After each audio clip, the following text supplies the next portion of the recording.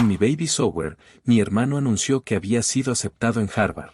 Luego, la fiesta pasó a ser para mi hermano y yo terminé limpiando el piso mientras todos lo felicitaban. No dije nada, pero al día siguiente, mi madre lloraba al ver lo que dejé sobre la mesa. Me llamo Laura, tengo 28 años y estoy en el 7º mes de embarazo. Vivo en una casa grande en un barrio tranquilo, una casa que compré con mi esfuerzo tras años trabajando sin descanso.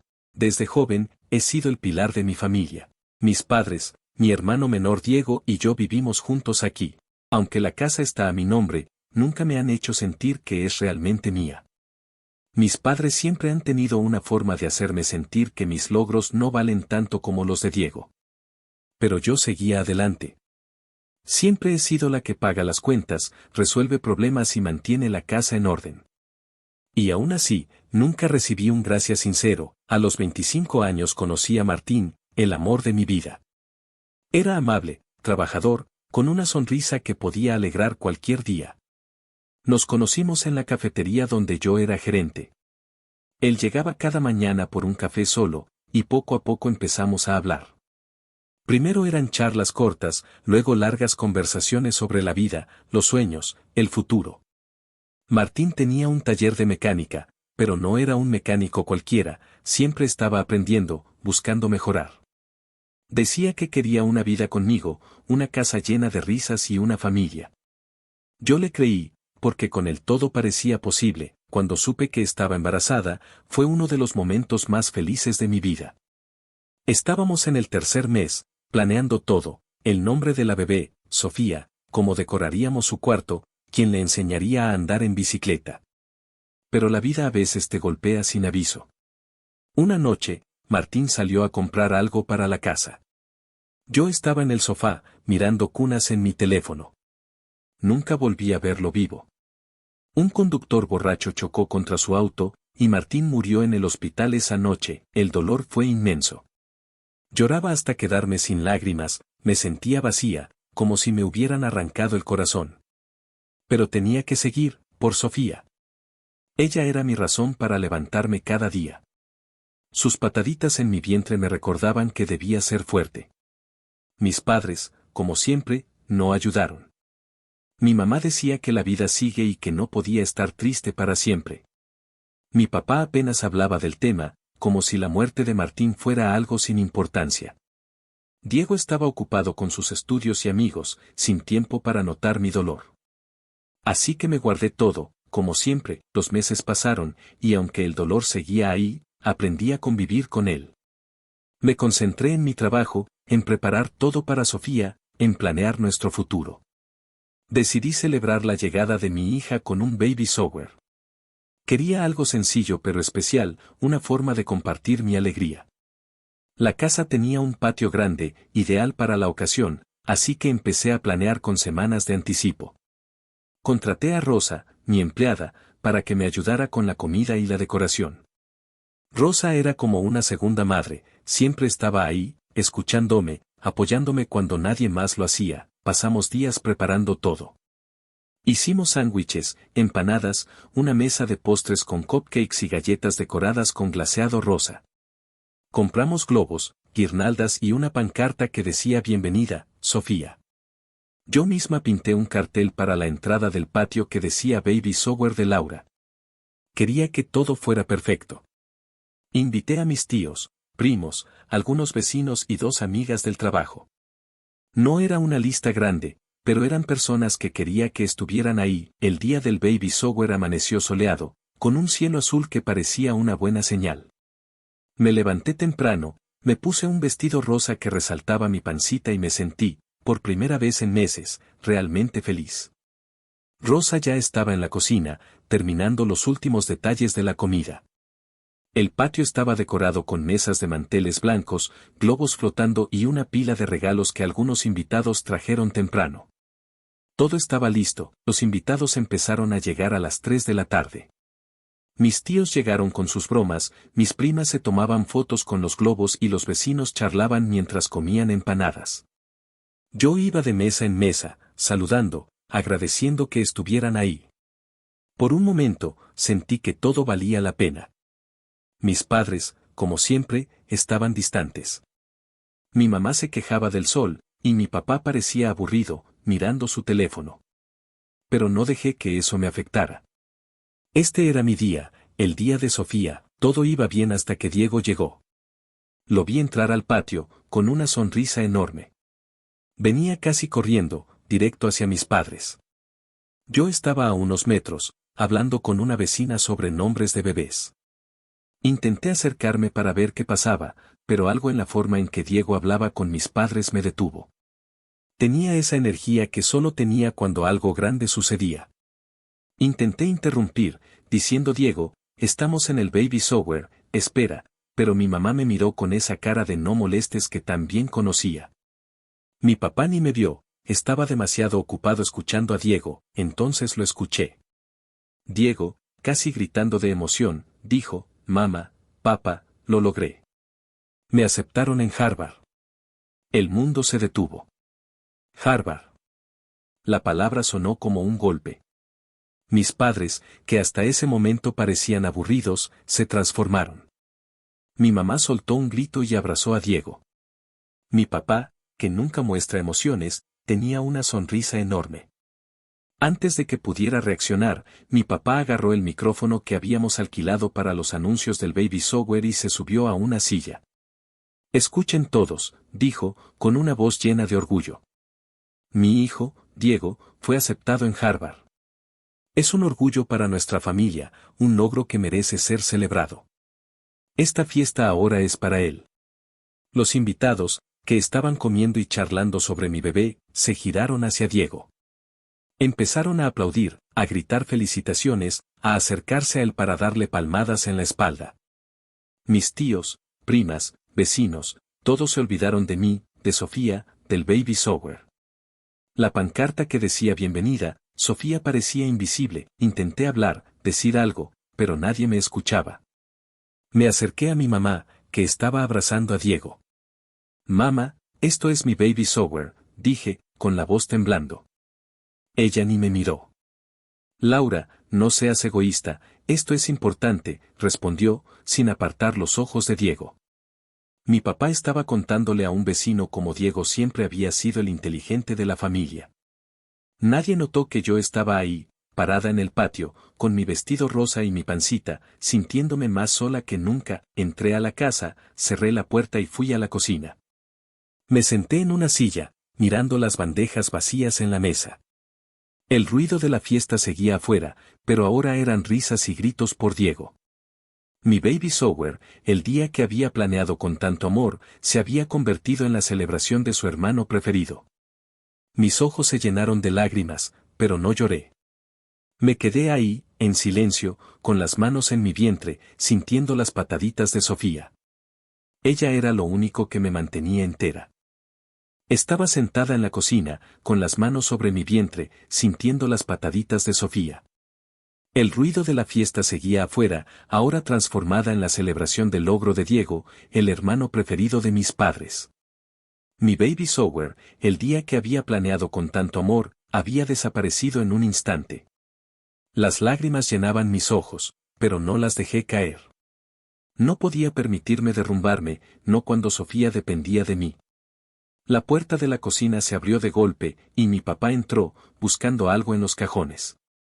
Su cara estaba iluminada por una sonrisa que nunca mostraba cuando se trataba de mí. Era la misma sonrisa que reservaba para Diego, para sus logros, para todo lo que consideraba importante. Papá, dije, con la voz temblando, esto es el baby shower de Sofía. Por favor, sigamos con la fiesta. Me miró como si hubiera interrumpido algo crucial. Laura, tu hermano entró a Harvard, respondió, apurado, sin siquiera mirarme a los ojos. Deberías estar feliz por él y no ser tan egoísta. Además, estate agradecida, que al menos te dejamos vivir en esta casa estando embarazada. Sus palabras me golpearon como un puñal. La casa. La casa que yo compré con mi sudor, la casa que mantengo con mi trabajo, la casa donde ellos viven sin pagar nada. No dijo más, agarró una botella de agua y salió al patio, dejándome sola con su desprecio. Me quedé congelada, mirando la mesa llena de bandejas vacías. Mi papá acababa de echarme en cara la casa que yo misma puse a su disposición para que tuvieran un hogar.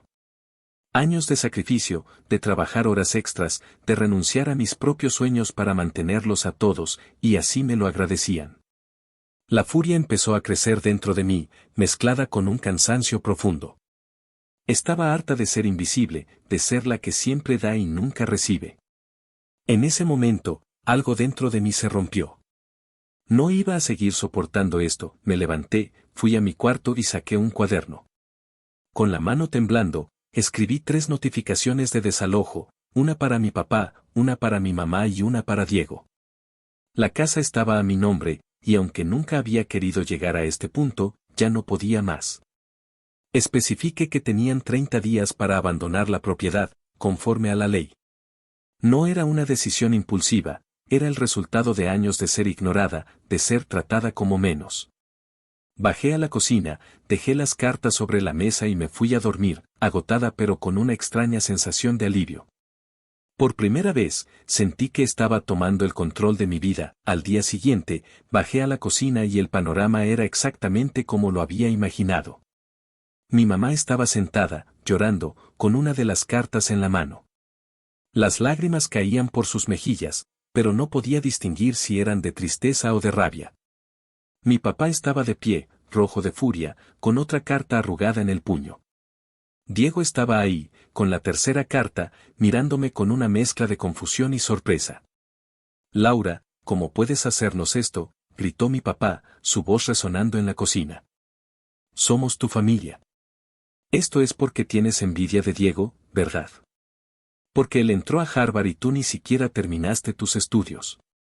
Sus palabras eran otro intento de hacerme sentir pequeña, de culparme por sus propios errores. Me quedé mirándolo, cansada de sus ataques. Tienen 30 días para irse, como dice la carta, respondí, con la voz firme aunque por dentro temblaba. Si no, tomaré medidas legales. No dije nada más. Di media vuelta, subí a mi cuarto y me recosté en la cama. Por primera vez en mucho tiempo, sentí que había recuperado un poco de control. No sabía si estaba haciendo lo correcto, pero sabía que no podía seguir viviendo así, siendo la sombra en mi propia casa, la que paga por todo mientras los demás celebran a Diego. Pasó un mes. La fecha del desalojo se acercaba, pero mi familia no se había ido. En esos días, mi enojo se había enfriado un poco. No era que quisiera retractarme, pero la idea de echarlos a la calle me pesaba. Había una parte de mí que todavía quería creer que podíamos arreglar las cosas, que tal vez podrían valorarme algún día. En lugar de insistir con el desalojo, empecé a tomar medidas más sutiles para recordarles que esta casa dependía de mí. Dejé de comprar comida para ellos, no pagué la luz de sus habitaciones, no cubrí sus gastos personales. Era mi forma de hacerles entender que yo era la que mantenía este hogar, aunque ellos nunca lo reconocieran. Ellos, por su parte, actuaban como si nada hubiera cambiado. Diego pasaba el día estudiando, preparando todo para su ingreso a Harvard, como si la notificación de desalojo fuera un malentendido. Mi mamá se quejaba de todo, desde la falta de comida hasta el calor en la casa, pero nunca me enfrentaba directamente. Mi papá seguía con su actitud de siempre, ignorándome o lanzándome comentarios sarcásticos cuando nos cruzábamos. Era como si creyeran que, si hacían como que no pasaba nada, yo terminaría cediendo. Pero no iba a ceder. No esta vez. Una noche, cerca de la fecha límite del desalojo, salí de mi cuarto para ir al baño. Mientras caminaba por el pasillo, escuché voces bajas en la sala. Eran mis padres, hablando en susurros. Me detuve, escondida en la penumbra, y lo que escuché me dejó helada. Desde que Laura está embarazada, se olvidó de nosotros, dijo mi papá, con un tono lleno de desprecio. No cuida a su familia, solo piensa en ese bebé. Mi mamá, con voz nerviosa, respondió, es cierto. Todo gira alrededor de esa niña. Hubo un silencio pesado, y entonces mi papá dijo algo que hizo que se me detuviera el corazón. ¿Y si el bebé desapareciera? Mi mamá, sorprendida, preguntó, ¿cómo? Mi papá, con una calma aterradora, respondió, en 4 días, le preparamos una cena. Le ponemos algo en la comida, algo que haga que pierda al bebé. Investigaré qué usar para que no se note. Debe parecer que fue por otra razón. Mi mamá, en lugar de horrorizarse, solo dijo, tenemos que ser discretos. Mi papá añadió, estoy seguro de que, si pierde al bebé, cambiará su actitud. Nos dejará quedarnos en la casa después de la pérdida. No podía creer lo que oía. Mis propios padres, las personas que supuestamente me querían, estaban planeando hacerle daño a Sofía, mi hija, mi razón de vivir, solo para quedarse en una casa que yo les di. Me quedé paralizada. Con el corazón latiendo tan fuerte que pensé que lo oirían. Fui al baño, cerré la puerta con cuidado y dejé que el shock se asentara. Mis padres no solo me menospreciaban, estaban dispuestos a quitarme lo que más amaba para salirse con la suya. Y lo peor era que, hasta ese momento, yo había considerado dejarlos quedarse. Había pensado que tal vez podríamos encontrar una forma de convivir, que podría darles otra oportunidad. Pero ahora, después de escuchar eso, no había vuelta atrás.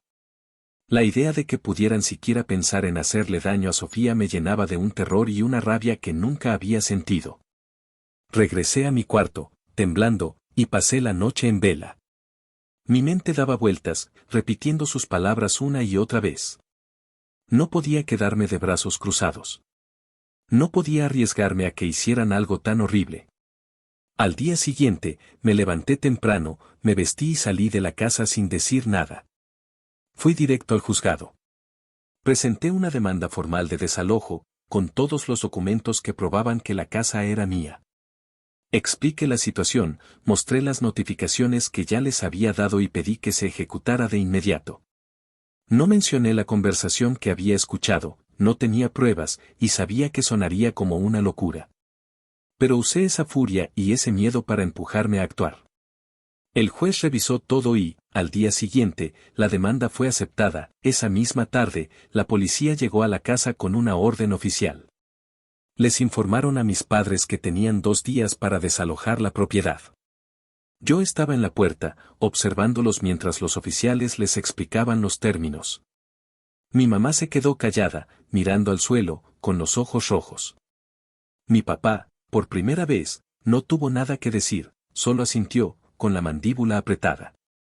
Diego, que estaba ahí, miraba la escena con incredulidad, como si no pudiera creer que esto estuviera pasando. No sentí satisfacción, ni alegría. Solo un vacío profundo, mezclado con la certeza de que había hecho lo correcto por Sofía y por mí. No podía confiar en ellos, no después de lo que había escuchado. Tenía que proteger a mi hija, a cualquier costo. Habían pasado 3 días desde que la policía vino a la casa con la orden de desalojo. Mis padres y Diego seguían allí, actuando como si nada hubiera cambiado. Su presencia me ponía los nervios de punta, especialmente después de haber escuchado su plan para hacerle daño a Sofía. Cada mirada, cada palabra suya, me parecía cargada de intenciones ocultas. No podía confiar en ellos, no podía bajar la guardia. Sabía que hoy era el día que habían planeado para esa cena, la cena donde pensaban envenenarme para que perdiera a mi hija. La idea me llenaba de terror, pero también de una determinación fría. No iba a dejar que tocaran a Sofía. Esa mañana, me levanté temprano y llamé al oficial que había entregado la orden. Le expliqué que mi familia no había desalojado la casa, que seguían allí como si la ley no existiera. El oficial, con voz calmada, me dijo, no se preocupe, señorita Laura. Conseguiré una orden de un juez para sacarlos esta misma noche. Esto se resolverá. Le agradecí, sintiendo un pequeño alivio, pero el peso de lo que sabía sobre mis padres no me dejaba en paz. Sabía que tenía que mantenerme alerta, que hoy era el día en que intentarían llevar a cabo su plan. Pasé la mañana en mi cuarto, evitando a mi familia. Rosa, mi empleada, me trajo un sándwich a mediodía y me preguntó si estaba bien. No le conté los detalles, pero le dije que estaba teniendo problemas con mis padres. Ella me dio un abrazo y me dijo que todo iba a salir bien. Su apoyo era lo único que me mantenía cuerda en medio de tanto miedo. Mientras tanto, escuchaba a mi mamá moverse por la casa, tarareando como si estuviera feliz. Mi papá estaba en la sala, hablando por teléfono, riendo. Diego estaba en su cuarto, probablemente estudiando. Todo parecía normal, pero yo sabía la verdad. Sabía lo que planeaban. Cuando llegó la tarde, mi mamá bajó a la cocina y empezó a preparar la cena. El olor a comida llenaba la casa, y por un momento, casi parecía una escena de una familia corriente. Pero no podía dejar de pensar en sus palabras, en su plan para quitarme a Sofía. Alrededor de las 7, mi mamá me llamó desde el comedor. Laura, ven a comer, dijo, con una voz dulce que me dio escalofríos. Hice algo especial para ti. Mi papá añadió, vamos, hija, siéntate con nosotros. Sus voces eran demasiado amables, demasiado falsas. Sabía que estaban esperando el momento, bajé las escaleras lentamente, con el corazón latiendo con fuerza. Entré al comedor y los vi sentados alrededor de la mesa. Mi mamá tenía una sonrisa amplia, mi papá parecía relajado y Diego estaba callado, mirando su plato. Frente a mi lugar había un plato de comida, cuidadosamente servido, con un vaso de jugo al lado. Todo parecía perfecto, pero yo sabía que ese plato era una trampa. Me senté, mirando la comida, mientras mis padres me observaban con esa felicidad fingida. Come, Laura, dijo mi mamá, con los ojos fijos en mí. Te va a gustar. Mi papá asintió, con una sonrisa que no llegaba a sus ojos, me quedé mirando el plato, mi corazón acelerado. Sabía lo que habían puesto en esa comida. Sabía que querían hacerle daño a Sofía, mi hija, lo único que me quedaba de Martín, lo único que nunca se había separado de mí. La rabia que había estado conteniendo durante tanto tiempo explotó. Levanté el plato con fuerza y lo arrojé al suelo. La comida se esparció, el plato se rompió en pedazos. Mis padres se quedaron congelados, sus sonrisas desapareciendo. Ustedes siempre han sido lo peor conmigo, dije, con la voz temblando de furia. Les di todo. Esta casa, todas las comodidades, todo lo que querían, ¿y así me pagan? ¿Queriendo quitarme a mi hija? ¿Lo único que me queda de Martín, lo único que me mantiene viva? Sé todo. Sé de su plan asqueroso para que pierda a Sofía. Son unos sucios, unos monstruos. No quiero volver a verlos nunca. Mi mamá abrió la boca para responder, con los ojos llenos de lágrimas falsas. Laura, no es lo que piensas, empezó a decir, pero en ese momento, la puerta principal se abrió con un golpe. Era el oficial, acompañado de 2 agentes más. Traían una orden de desalojo en la mano, y sus rostros eran serios. Señor Martínez, señora, Diego, dijo el oficial con voz firme. Tienen que salir de la propiedad ahora. La orden del juez es clara. No hay más tiempo. Mis padres se levantaron, aturdidos. Mi mamá empezó a sollozar, mirando al oficial y luego a mí. Laura, por favor, perdónanos, dijo, con la voz rota. No queríamos hacerte daño. Mi papá, por primera vez, parecía derrotado, sin palabras. Diego solo miraba al suelo, con las manos en los bolsillos. Pero yo no sentía nada por ellos. No después de lo que habían planeado. Los agentes los guiaron hacia la puerta, mientras mi mamá seguía pidiéndome perdón, sus palabras vacías resonando en el aire. Cuando se fueron, la casa quedó en silencio. Me senté en el sofá, temblando, con las manos en mi vientre. El oficial se acercó y puso una mano en mi hombro. ¿Estás bien?, preguntó, con voz suave. No pude responder. Las lágrimas que había estado conteniendo salieron, y lloré por el estrés, por el dolor, por la traición. Pero también lloré por Sofía, porque sabía que la había protegido, que había hecho lo correcto. 4 años después, mi vida es otra. Sofía está a punto de cumplir 4 años, y es la niña más hermosa y valiente que he conocido.